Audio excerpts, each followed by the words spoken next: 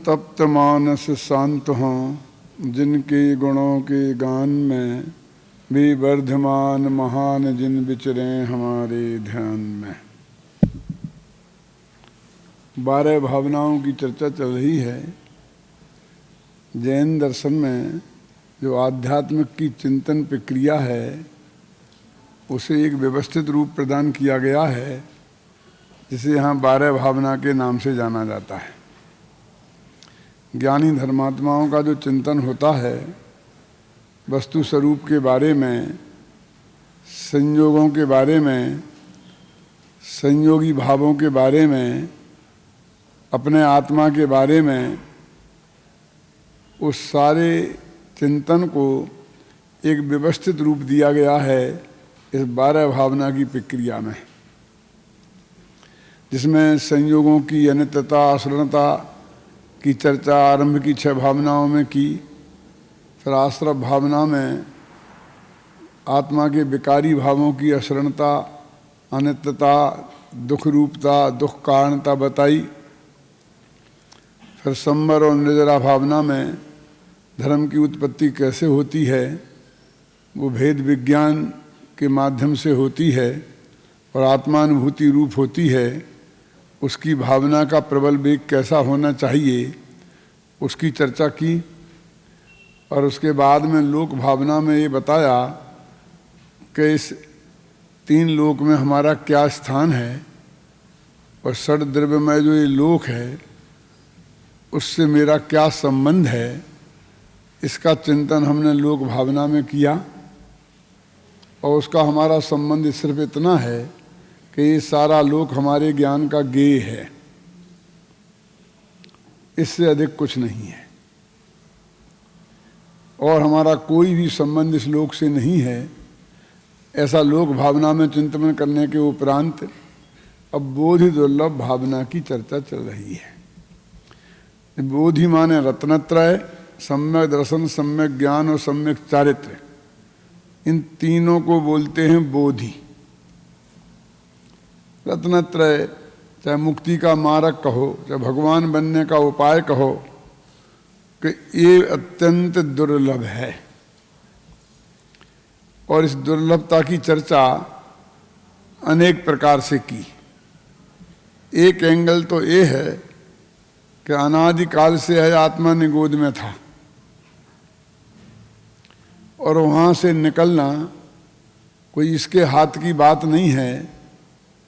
इसकी क्रमबद्ध पर्यायानुसार, इसकी योग्यता के अनुसार जब इसे निकलने का अवसर आया, 6 महीना और 8 समय में 608 जीव निकलते हैं उस नियम के अनुसार, तब ये निकला तो अनंत जीवों में इसका नंबर आना अपने आप में महादुर्लभ है। सबसे बड़ी बात तो यह है वो हमारे हाथ की बात नहीं है और उस समय हम ऐसे होश में भी नहीं थे कि हम निकलने के लिए कोई स्पेशल पुरुषार्थ करते।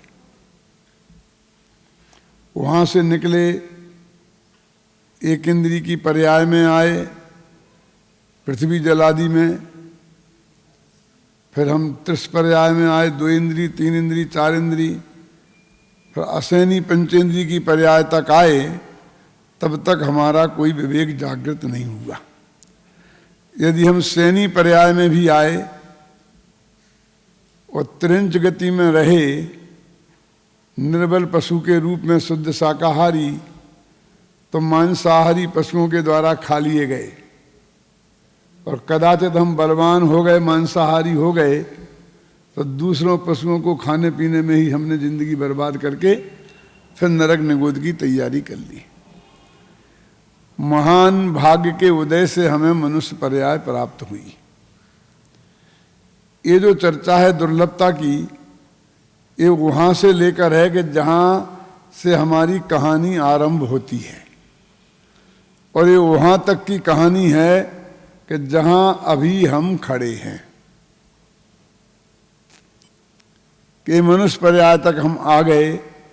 कैसे आए उसकी चर्चा से कोई लाभ नहीं है, क्योंकि उससे बुद्धिपूर्वक पुरुषार्थ का उसमें कोई योगदान नहीं है। अब ये मनुष्य भाव हमें प्राप्त हो गया है तो यहां से चर्चा हम आरंभ करते हैं दुर्लभताओं की, जिसकी बात अपन ने कल शुरू की थी।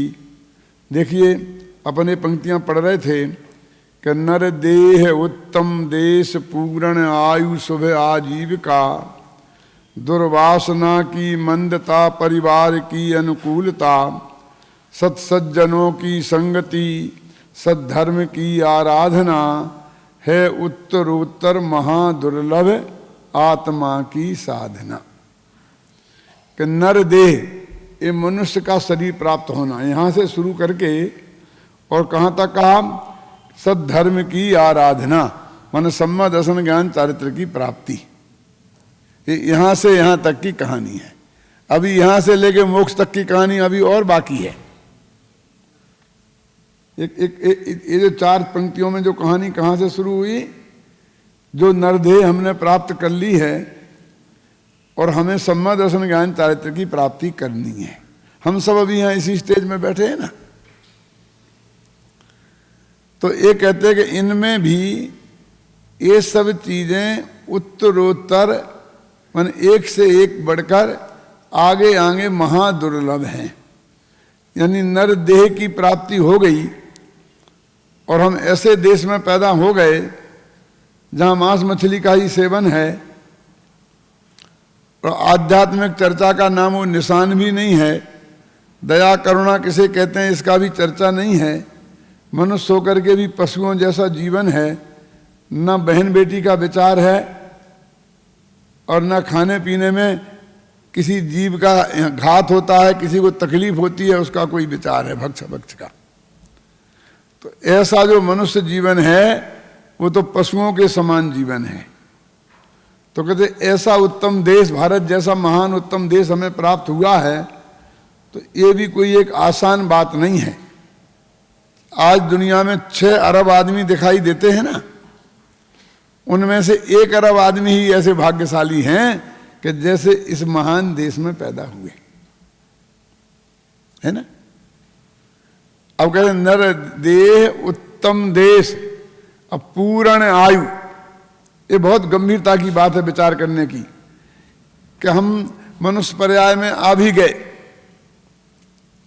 और क्यों जी, यदि मां के गर्भ में आते ही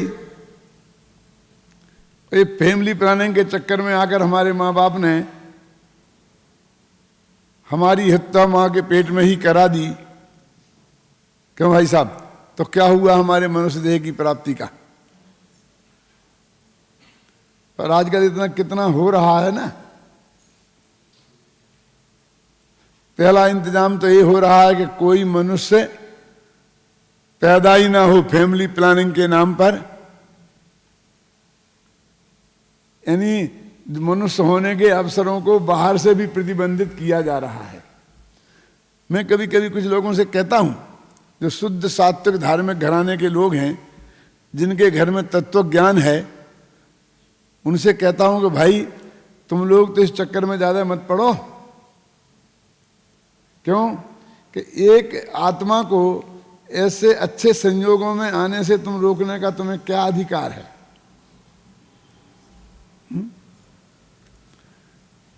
ख्याल में है ना, सारी दुनिया तो इसमें लगी ही रही है।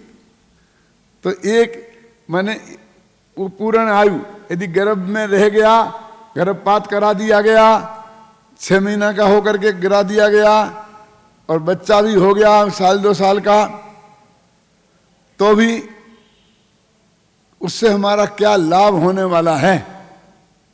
तो ये कहते हैं जब तक पूर्ण आयु की प्राप्ति नहीं हो, हम 8 वर्ष की उम्र में को प्राप्त नहीं करें जिसमें सम्मसन की प्राप्ति हो सकती है, ऐसा हमारे ज्ञान का क्षयोपशम नहीं हो कि हम आत्मा की बात को समझ सकें। ख्याल में ना, तो पूर्ण आयु की प्राप्ति होना भी हर एक को इतना आसान नहीं है। तो नर देह उत्तम देश और पूर्ण आयु, ये पूर्ण आयु की प्राप्ति 60, 70, 80 वर्ष की हमें उम्र मिले और आत्मा परमात्मा को समझने का अवसर मिले, ऐसा भी कितने लोगों को अवसर प्राप्त होता है। ये भी महादुर्लभ है। पूर्ण आयु शुभ आजीविका। अब देखिए, आज 2 रोटियों का इंतजाम करने के लिए आदमी को कैसे कैसे खोटे खोटे काम करना पड़ते हैं। आज मांस मछलियों का उद्योग चल निकला है, हमें उसमें नौकरी करनी पड़ती है।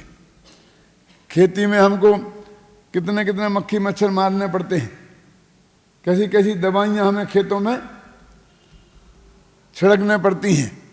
यानी जिसमें कोई जीवों की हिंसा ना हो, झूठ ना बोलना पड़े, चोरी ना करना पड़े, ऐसी पवित्र साधनों की आजीविका भी कितने लोगों को प्राप्त होती है ना। जिसमें कोई हिंसक आचरण नहीं हो, ऐसी आजीविका भी कितने लोगों को प्राप्त होती है। ये भी महादुर्लभ है ना।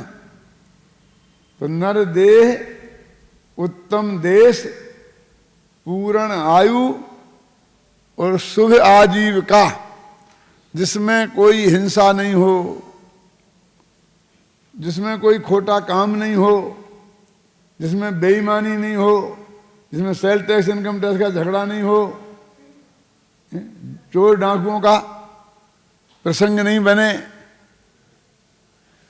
तो ऐसी पवित्र आजीविका भी कितने लोगों के भाग्य में होती है। फिर कहते हैं कि दुर्वासना की मंदता। यदि मान लो हमको उत्तम शरीर भी मिल गया, उत्तम देश मिल गया, पूर्ण आयु मिल गई, शुभ आजीविका मिल गई, लेकिन हमारी वासनाएं बहुत तीव्र रहीं। दुर्वासनाएं, 5 इंद्रियों के विषयों की तीव्र इच्छा इतनी ज्यादा हो कि हम अपना 24 घंटा उसी में ही लगे रहें, या तो भोग सामग्री के जोड़ने में और या भोग सामग्री के भोगने में। बहुत से लोग ऐसे नहीं है इस जीवन में कि बस दुकान से डाइनिंग टेबल पर और डाइनिंग टेबल से दुकान पर, बस यही उनकी जिंदगी है। डाइनिंग टेबल पर भोग सामग्री का भोगना, खाना पीना। क्यों? खाना और कमाना, खाना और कमाना, खाना और कमाना, भोगना और जोड़ना, भोगना और जोड़ना। इसमें ही सारी जिंदगी बर्बाद हो जाती है लाखों लाखों लोगों की। तो कहते ऐसी आजीविका कि जिसमें आजीविका पवित्र हो लेकिन हमारी वासनाएं मंदी नहीं हो। दुर्वासनाएं, वासनाएं भी 2 तरह की होती हैं। ये अच्छी चीजों की वासना भी होती है और एक 5 इंद्रियों के विषय सेवन की इच्छा, वो भी दुर्भावना है, दुर्वासना है। यदि उसकी मंदता नहीं हो तो आत्मा की बात सुनने में ही मन नहीं लगे। क्या? आत्मा की बात सुनने और समझने के लिए भी 5 इंद्रियों के प्रति भोगों की जो तीव्र इच्छा है, जो दुर्वासना है, वो हमारे चित्त में नहीं हो, ऐसा अवसर बहुत कम आता है। भगवान की दिव्य ध्वनि खिल रही हो, ख्याल में आए ना, और हमारे लिए उसका इतना महान अवसर प्राप्त हो, लेकिन हमारी दुर्वासना की मंदता नहीं होने से हम वही खाने कमाने धमाने में और भरत चक्रवर्ती जैसी 96,000 शादियां करने में ही 60,000 बरस बिता दिए। और हम अपने अपने जीवन पर विचार करके देख लें। ये छोटी उम्र के जो विद्यार्थी बैठे हैं उनकी तो बात मैं क्या कहूं, लेकिन ये सफेद बाल वाले जो मेरे सामने बैठे हैं, क्यों, ये अपने जीवन पर निगाह डाल करके देखें कि कितने कितने बढ़िया अवसर पूज्य गुरुदेव श्री के प्रवचनों के हमें प्राप्त हुए और हम अपने धंधे पानी में लगे रहे, विषय के साथ में लगे रहे और उनके प्रवचनों का लाभ हमने नहीं लिया। कितने कितने सज्जनों के समागम प्राप्त हुआ और हमने उसमें कितना लाभ लिया, बोलो।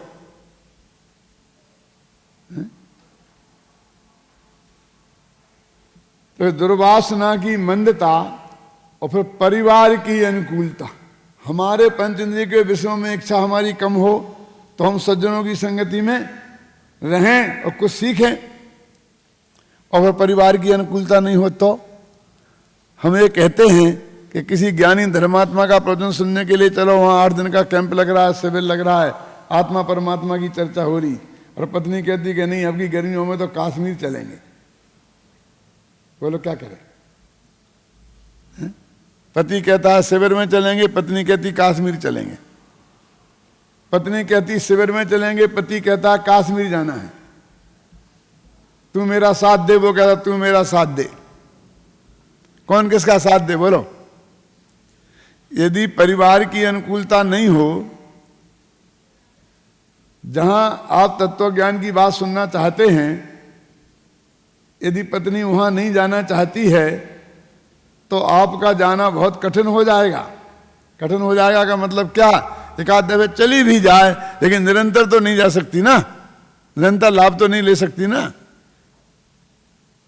ऐसे ही पति की इच्छा हो और पत्नी की इच्छा नहीं हो तो पति भी कब तक करेगा? तो कहते परिवार की अनुकूलता होना ये भी महापुण्य के योग से संभव है। जो बहुत ऐसे भाग्यशाली लोग हैं जिन्हें ये अनुकूलता प्राप्त है, अन्यथा जगत में लोग ऐसे ही हैं कि जिन्हें ये अनुकूलता प्राप्त नहीं है। क्या है? परिवार की अनुकूलता, सत सज्जनों की संगति। ठीक है, परिवार भी अनुकूल है। पत्नी कहती है जहां तुम्हें चलना हो चलो, मैं चलने को तैयार हूं। पति कहता है जहां तुझे चलना हो मैं तेरे साथ चलने को तैयार हूं। लेकिन ऐसे सज्जन ज्ञानी धर्मात्मा उपलब्ध ही नहीं हो कि जिनके साथ रहकर कोई तत्व ज्ञान की बात समझने का अवसर मिले। जहां जाते हैं तो बस मंत्र तंत्र की बात है, पूजा पाठ की बात है, नाचने गाने की बात है, तीर्थ यात्रा की भक्ति के नाम पर घूमने फिरने की बात है। ये सारी जिंदगी उसमें ही निकल जाती है। अमृतचंद्राचार्य देव ने तो पुरुषार्थ सिद्धि उपाय नामक ग्रंथ में यहां तक लिखा है कि कोई व्यक्ति बहुत ऊंचे भाव लेकर के गुरु के पास आया कि मुझे मुनि दीक्षा लेनी है, लेकिन गुरु ने समझाया पहले गृहस्थ धर्म बाद में मुनि धर्म, और उन्होंने कहा देखो ये समझना भी बहुत जरूरी है। तो वो गृहस्थ धर्म की महिमा से आक्रांत होकर गृहस्थ होकर संतुष्ट हो गया। तो ऐसा गुरु कि जिसने पहले उसे मुनि धर्म का उपदेश नहीं दिया तो वो दंड का पात्र है, ऐसा लिखा है। माने ऐसे गुरुओं के चक्कर में ये आदमी फंस गया। ये सत्य सज्जनों की संगति, ये सत्य सज्जन और संगति, ये तीनों का क्या अर्थ है? बोलते हैं सत्य संगति। तो सत्य क्या? कि वस्तु का जो स्वरूप है उत्पाद व ध्रुव युक्तम सत, उसका नाम है सत्य। और जो गुरु उस सत्य का प्रतिपादन करें, अथवा त्रिकाली ध्रुव अपना भगवान आत्मा, उसका नाम है सत्य। और जो गुरु उसका स्वरूप हमें समझाएं वे हैं सद्गुरु। और उनका समागम मिलना उसका नाम है सत्य संगति। फिर ध्यान से सुनना है इस बात को कि कौन आदमी की संगति सत्संगति है। कहता बहुत बड़े महान हैं, बड़े मुनिराज भी हैं, मैं कहता हूं बहुत ज्ञानी धर्मात्मा भी हैं, लेकिन वे हमें आत्मा की बात बताते ही नहीं हैं और उन्होंने अपना मौन धारण कर रखा है। क्यों?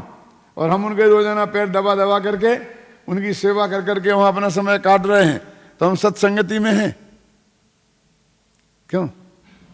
जब तक वे गुरु हमें आत्मा का स्वरूप नहीं बताएं, वस्तु के सत्य का स्वरूप हमें नहीं बताएं तो वे सत्य गुरु कैसे? गुरु तो जब बताएं, गुरु तो उसे कहते हैं जो हमें बताए, जो समझाए। गुरु किसे कहते हैं लोग में? क्यों? कि जो वस्तु के सत्य स्वरूप को हमें बताए वो गुरु, और दुनिया भर की यहां वहां की गप्पें लगाए वो गुरु नहीं। उस गुरु की यहां बात नहीं है। क्या? स्वर्ग की प्राप्ति का जो रास्ता बताए कि तुम ऐसा करो, तुम पुण्य कमाओ तो तुम्हारे लिए कम से कम 20 देवांगनाएं 25 देवांगनाएं तो मिलेंगी। ऐसे 5 इंद्रियों के विषयों का लोभ दिखा कर और तुम्हारे लिए पुण्य करने की प्रेरणा दे, पैसा कमाने, पाप करके पैसा कमाने की प्रेरणा दे। क्यों? मंत्र तंत्र बताए, जंतर मंत्र बताए, क्या बोलते हैं, बाजार के सट्टे के अंक बताए कि कैसे तुम्हें लाभ की प्राप्ति होगी।